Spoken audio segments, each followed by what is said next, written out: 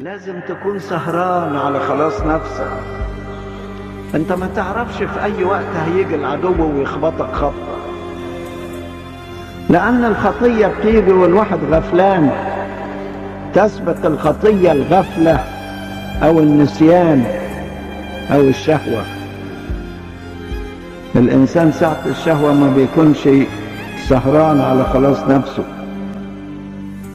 تلاقي الشيطان يأتيك فلا يجد حولك صلاة ولا مزمورا ولا مشاعر روحية ولا تدريب روحية ولا مرشد روحي، فتضيع في الظلام الذي أحبه الناس أكثر من النور.